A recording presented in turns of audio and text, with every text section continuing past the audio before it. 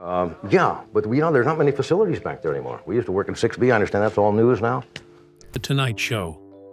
The tears, the applause, the last walk through the curtain, the moment that closed an era of television. What if a version of Carson's farewell existed that never made it to air? A version that stayed hidden in archives, cuts, and private recordings, while the public only saw the version chosen for broadcast. Join us as we uncover the story of Johnny Carson's final Tonight Show episode that was never aired. Until now. The Boy Who Disappeared. Johnny Carson was born on October 23, 1925, in Corning, Iowa, and his early life was shaped less by fame and more by a tight, demanding home. His mother, Ruth, ran the emotional climate of the house. She could be charming when guests were around, but at home she was strict and hard to please. His father, Homer, worked steadily managing the town's power company and provided the structure and income that kept the family afloat. In many families, a parent sets the rules and another parent softens them. In Carson's family, Ruth's rules and expectations seemed to set the tone, and that tone was serious. Years later, Carson reportedly described Ruth as Lady Macbeth. That line gets repeated because it's dramatic, but it also tells you something important about how he experienced her, as someone controlling, demanding, and not easily satisfied. If you grow up with that kind of parent, you often learn to protect yourself in quiet ways. One way is to keep your real feelings private. Another is to build a version of yourself that people enjoy. Someone funny, smooth, and hard to pin down. Carson didn't invent his charm in a studio. He practiced parts of it long before he had a microphone. At 12, he discovered a book about magic at a friend's house. And it wasn't just a fun interest. It was an escape hatch. Magic offered something his home life didn't. Rules he could learn and master, and moments he could control. Soon he ordered a magician's kit and started practicing constantly, even trailing family members around the house to do card tricks. Then something surprising happened. Ruth sewed him a cape.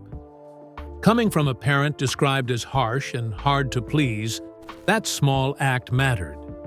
It wasn't only a costume. It was a rare form of support, and it helped him step into a new identity he could choose. In 1943, at 18, Carson joined the Navy. He boxed aboard the USS Pennsylvania and reportedly went 10 matches without a loss.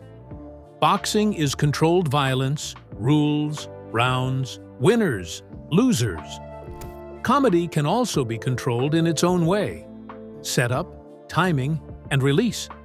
In the Navy, Carson kept performing too, and one highlight was entertaining Secretary of the Navy, James Vietert Forrestal. After the war, he returned to Nebraska and enrolled at the University of Nebraska, Lincoln. He first leaned toward comedy writing, but shifted into speech and drama, which made performance his main instrument. He did radio announcing, learning how to sound steady and natural, even when he had to think on his feet. By 1949, he had his degree and was married to Jody Wolcott. A domestic life was starting just as the career drive was getting stronger, and that tension between private life and the pull of the spotlight was already building. And just when he finally seemed set up for a normal adult life, his ambition was about to push him into the faster, riskier world that made him famous. Building the persona. From 1949 to 1962, Johnny Carson's life sped up in two directions at once. His family grew quickly, and his career kept pulling him to the next job before the last one felt settled. In 1949, he married Jody Wolcott and stepped into broadcasting full-time. Within just a few years, they had 3 sons: Christopher in 1950, Richard in 1952, and Corey in 1953. 3 children in 3 years changes the rhythm of any home. It means constant needs, little sleep, and very little room for slow planning. At the same time, Carson was chasing opportunities in an industry that rewarded being available, flexible, and willing to move. Carson's work in Los Angeles gave him a key education in how comedy gets built. He wrote material for Red Skelton, one of the biggest comedy stars of the era. Writing for someone like that is not just being funny. It's delivering results on deadline, matching a performer's voice, and coming up with usable lines day after day. In a writer's room, jokes are treated like work product. Some get used, many get thrown out, and you're expected to keep producing no matter your mood. That pressure teaches discipline. It also teaches what audiences actually respond to, because your work is tested quickly. If a line doesn't land, you learn fast and adjust. Around this time, Carson also tried hosting and front-facing roles of his own, including an early television slot that didn't last long. A short-lived show can look like failure from the outside, but it often works as training. It forces a performer to learn what a camera picks up, how pacing feels on TV, and how hard it is to hold attention when the format isn't right. Carson likely learned the importance of structure and control here. The order of segments, the speed of transitions, and the need to make everything feel smooth, even when it isn't. Those lessons would become crucial later, when he had to hold a national audience night after night. After that, his career shifted to New York, where he started filling in as a substitute host on quiz programs. This kind of work sounds small, but it's demanding. A substitute host walks into a set that already has its own style and expectations. You can't take weeks to find your footing. You show up, hit your marks, keep the show moving, and make the audience feel comfortable. You also have to stay likable under pressure because game shows depend on energy and trust. Carson learned sub-host skills that would define him later. Entering cold, reading the room quickly, keeping the tone upbeat, and making the job look easy. But while his public skills were sharpening, his marriage was breaking under the same acceleration that powered his career. By 1959, Carson and Jody had separated. By 1962, they divorced. The timing matters because 1962 is also the year Carson's life changed forever professionally. The personal cost ran alongside the career climb. He was becoming more present for viewers, appearing regularly, feeling familiar, and building a dependable public personality, while becoming less present at home, where relationships needed time and steadiness. And right as his private world was coming apart, the biggest door in television was about to open for him. Changing the rules. On October 1st, 1962, Johnny Carson walked out to the desk of The Tonight Show for the first time, stepping into a job that was already famous and already risky. Jack Paar, the host before him, had made the show feel smarter and more conversational than earlier versions. But he also had a complicated relationship with the network and with the pressure of doing the show every night. When Paar left, NBC needed someone who could keep the program steady without draining the audience or the executives. They needed stability, someone who could show up, deliver, and make it feel normal. Carson fit that need almost perfectly.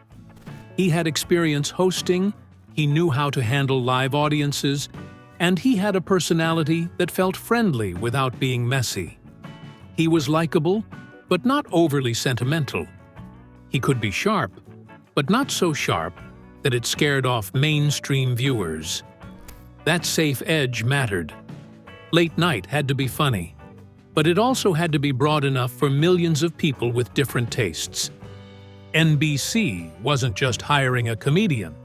They were hiring someone who could hold the same time slot for years without turning it into chaos. Opening night carried a big charge. Carson's first show featured guests like Rudy Vallee, Mel Brooks, Tony Bennett, and Joan Crawford. That list told the audience something important right away. This wasn't going to be small. It was built to feel like an event, even though it was also the start of a nightly routine. The energy wasn't just excitement about Carson himself. It was the sense that a new version of the show was starting, but it wasn't going to announce itself with a loud restart. It would simply begin, night after night, and win people over through repetition and consistency. Carson's real skill was building a structure that felt relaxed while still being tightly managed. His monologue became a key part of that.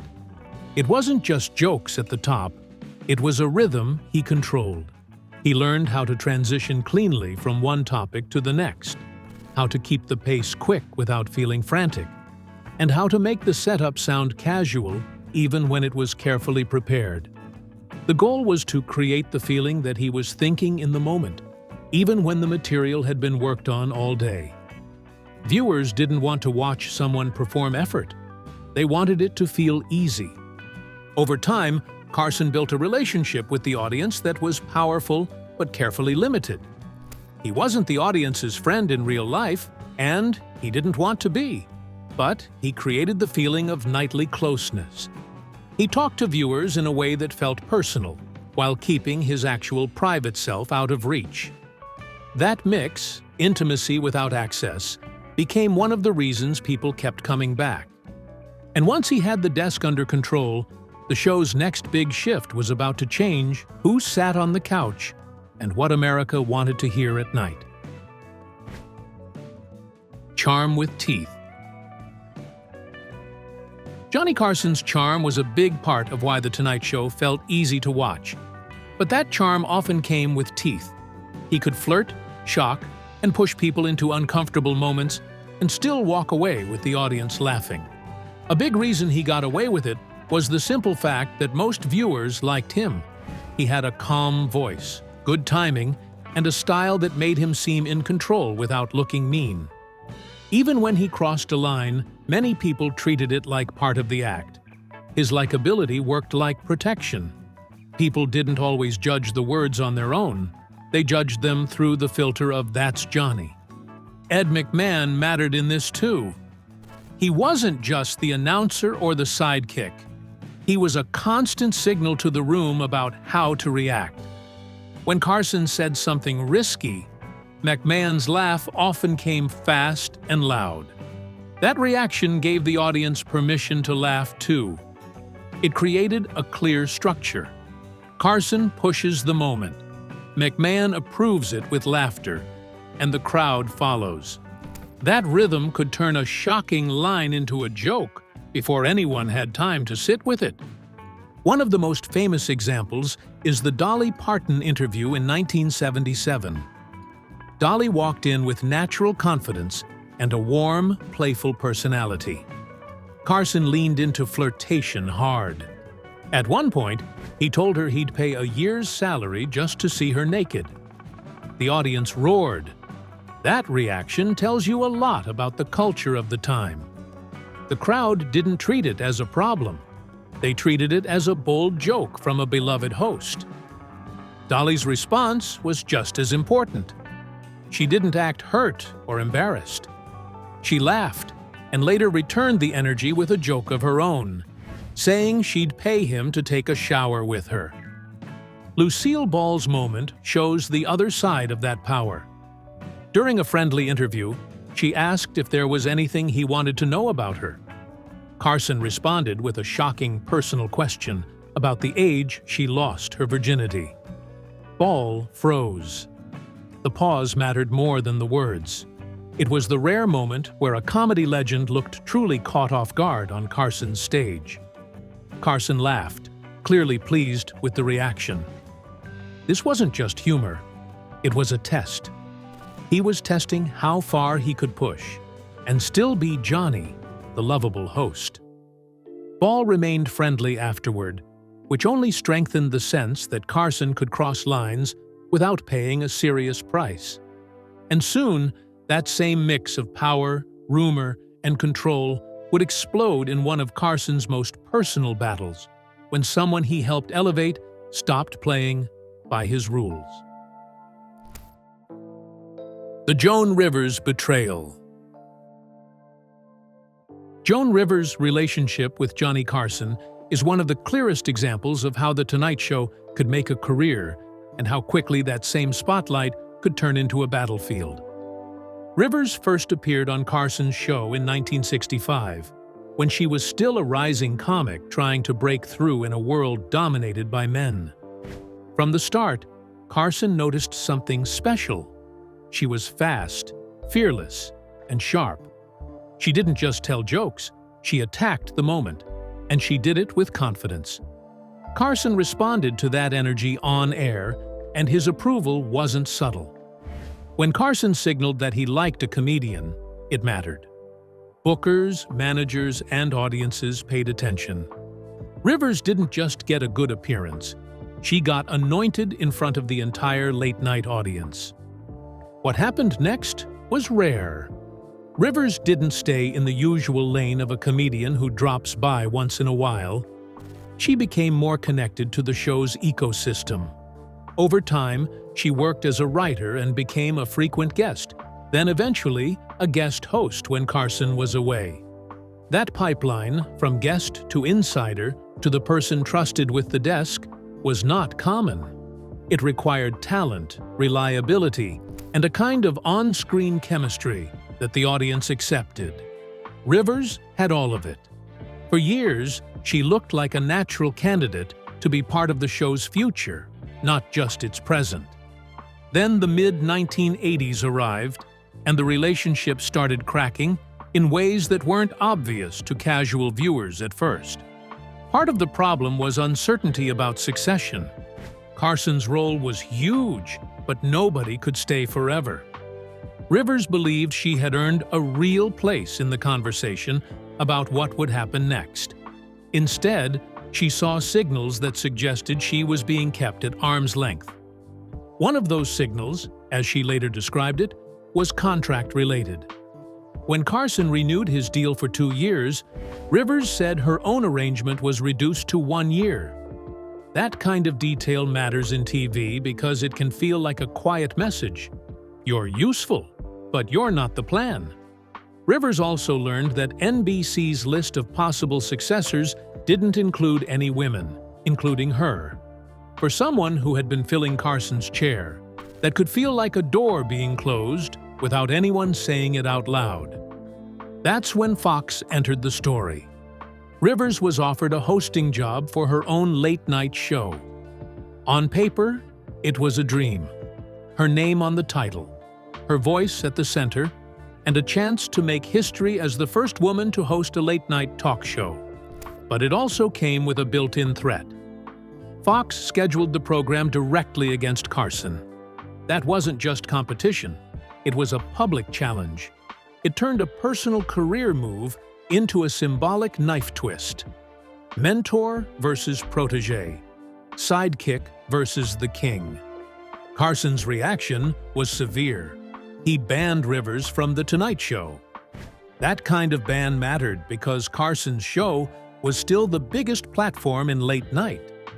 The fallout also created quiet pressure in the industry. Guests, agents, and publicists could feel the tension.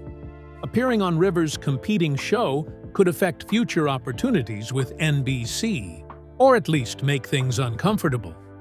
Even without public threats, people in entertainment understand how power works.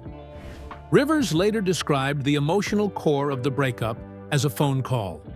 She insisted she called Carson to tell him about the new job, and that he hung up on her.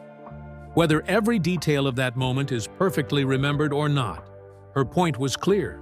That hang-up wasn't just anger, it was finality. It felt like a personal death sentence in their relationship.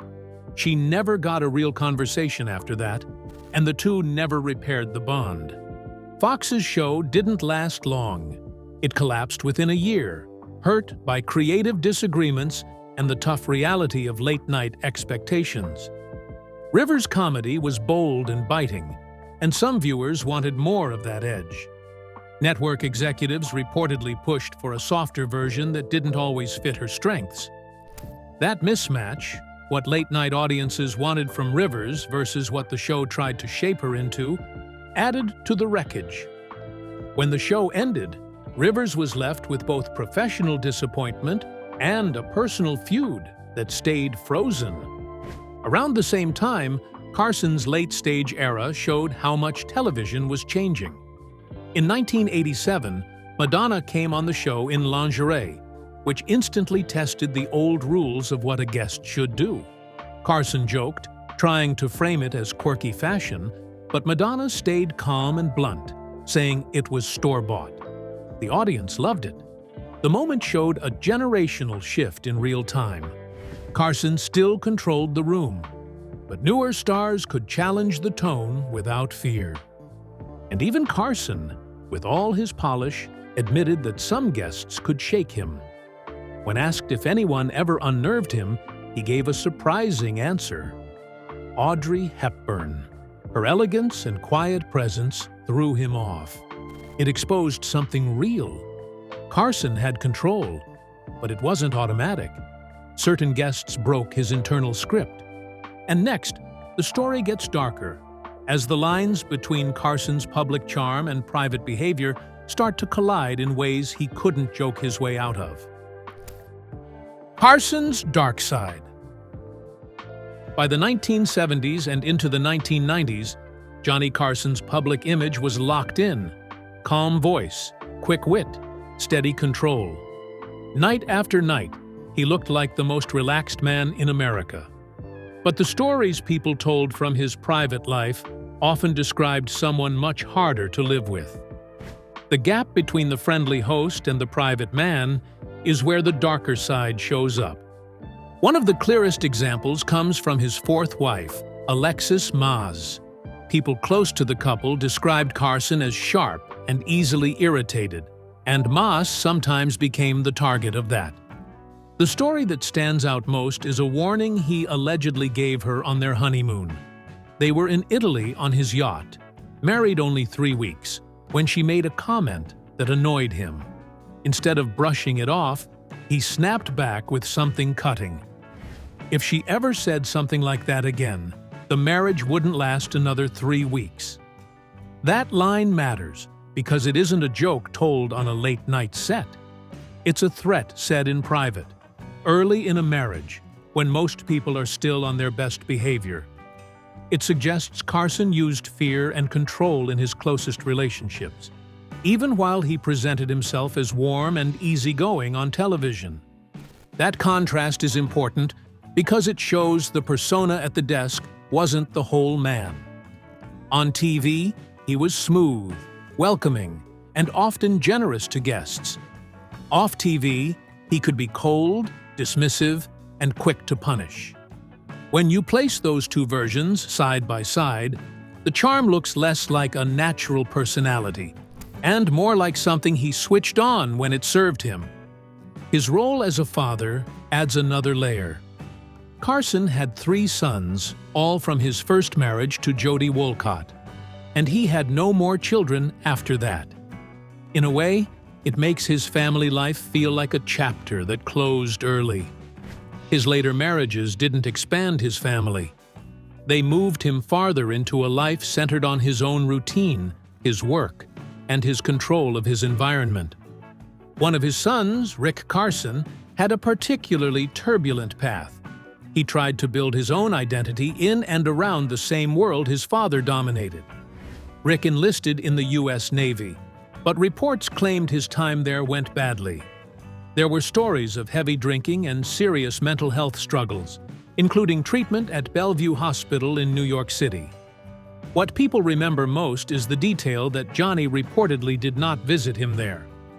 Whether that's fully documented or told through secondhand accounts, it fits a pattern that comes up again and again with Carson: distance. Even when the situation was intense and personal, he often kept emotional space between himself and other people. Rick's career also moved in directions that show both effort and instability. At one point, he worked behind the scenes in television. Accounts say he served as a production assistant, then moved upward toward stage management and associate directing. That kind of work is demanding, and it suggests he wasn't drifting without purpose. He was trying to climb inside the same entertainment machine that made his father famous. But when shows ended or moved cities, Rick struggled to regain his footing. That's common in TV work, where jobs can disappear suddenly and connections matter. Eventually, Rick found something that seemed to fit him better: photography. He became known for strong images of landscapes and nature. People who talk about this period often describe him as genuinely passionate and proud of his work. Photography gave him a clear task and a clear result. It also gave him control over what he captured and how he presented it, which can be very comforting for someone whose life has felt unstable. Then came the tragedy. In June 1991, Rick died in a car accident near California's Highway 1 on Cayucos Drive. Reports said the car veered off the road, went down an embankment, and rolled multiple times. He was thrown from the vehicle.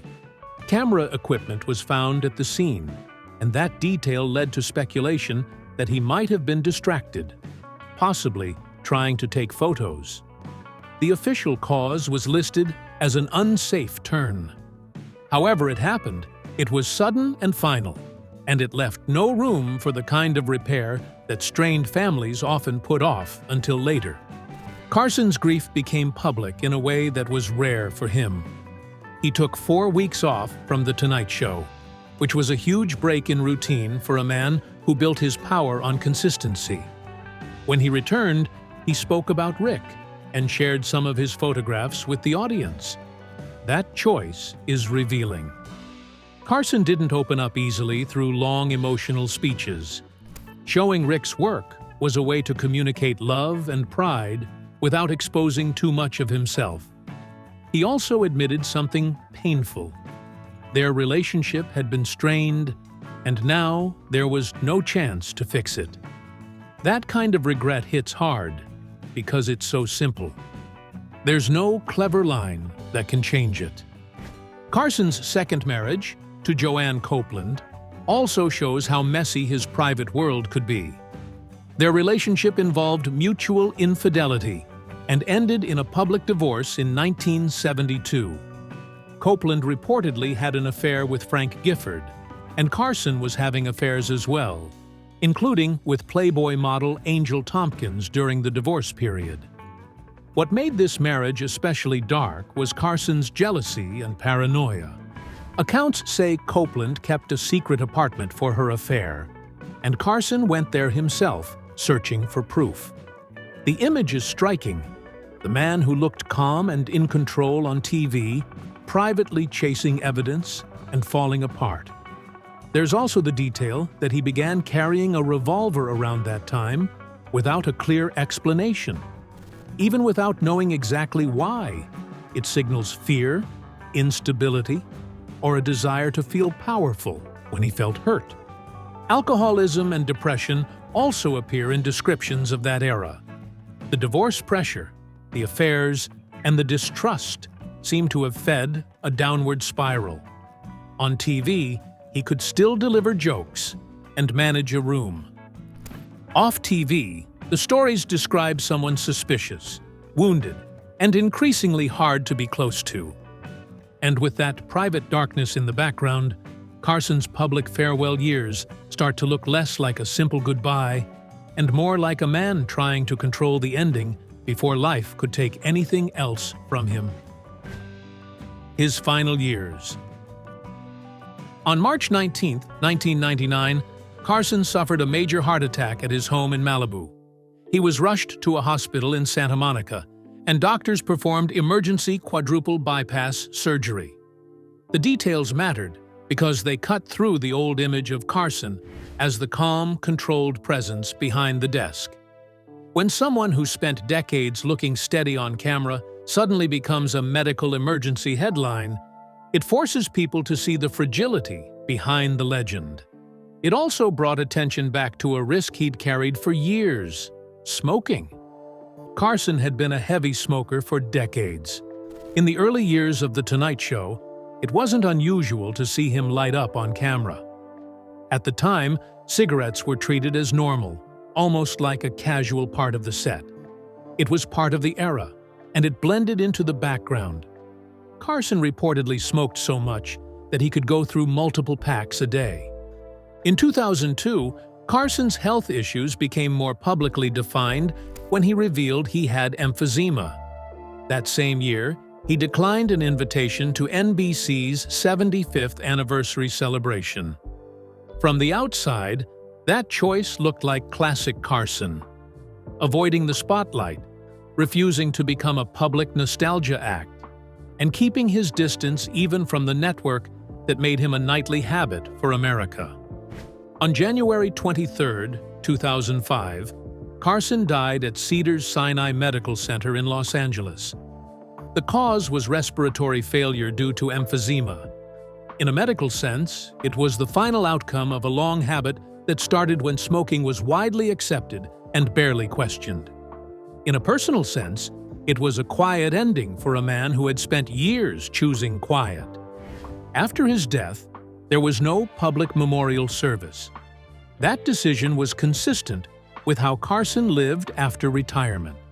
He didn't want a big farewell tour, and he didn't want the public to feel entitled to his private life. For someone who had built intimacy without access to television, the absence of a public memorial was a final statement. The curtain was closed, and it would stay closed. If you enjoyed this, like the video, subscribe to the channel, and drop a comment with your favorite Johnny Carson moment.